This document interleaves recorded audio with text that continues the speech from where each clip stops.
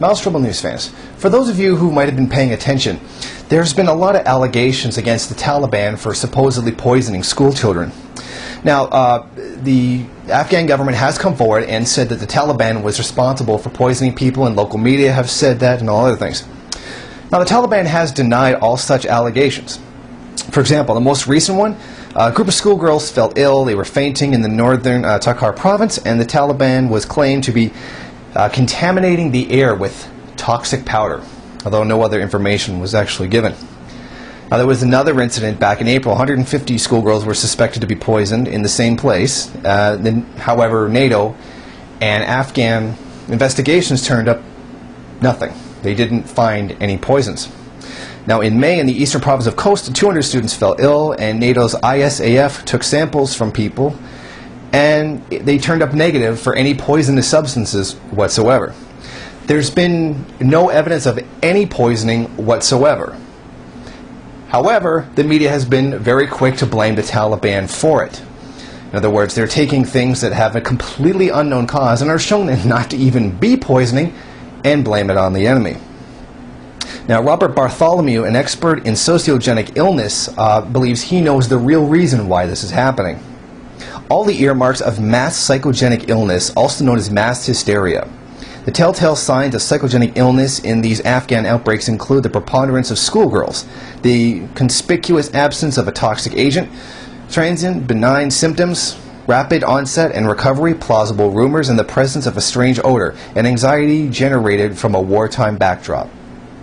He said that the emotional and mental conditions that create situations like this should not be unexpected in Afghanistan. 2 out of 4 Afghans suffer from trauma, depression, and anxiety. They are in trauma mainly because of 3 decades of war, poverty, family disputes, and migration issues.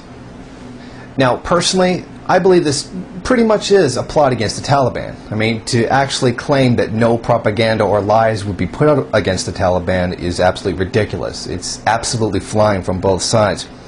And I think if these were not entirely manufactured, they might have been just psychogenic illness, and they're being used as a weapon against the Taliban, trying to scare the population with stories claiming that the Taliban is actually responsible for them.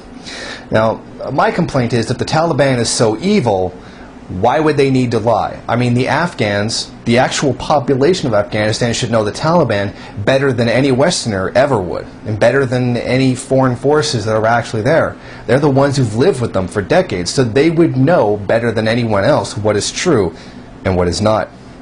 The fact that this is coming up shows definitely to me, and several other incidences as well, that America is losing the hearts and minds of the Afghan population.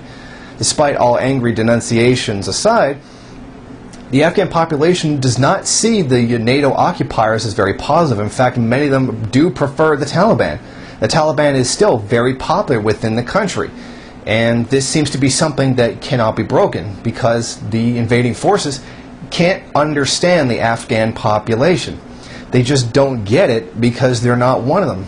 There's a saying, only people who live there, who've lived the Afghan life, can understand Afghans. And that's very much true. The NATO forces aren't able to comprehend why the Taliban is still popular among the population. So as a result, they've resorted to fear tactics, why there's been such brutal suppression of anyone who in Afghanistan who protests the presence of U.S. soldiers, British soldiers, or what have you. When people do protest, they block off a highway or go shouting at a building or whatever happens to be the target, they're frequently gunned down, and the stories of these have been printed out again and again and again. And yet still they can't understand why the Afghan population doesn't like them.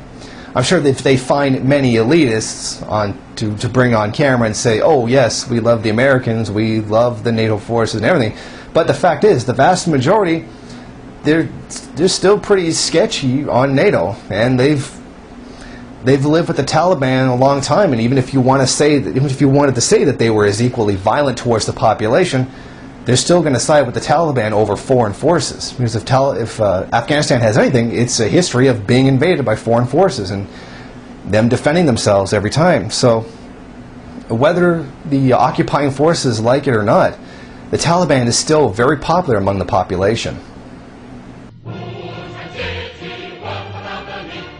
Jihad!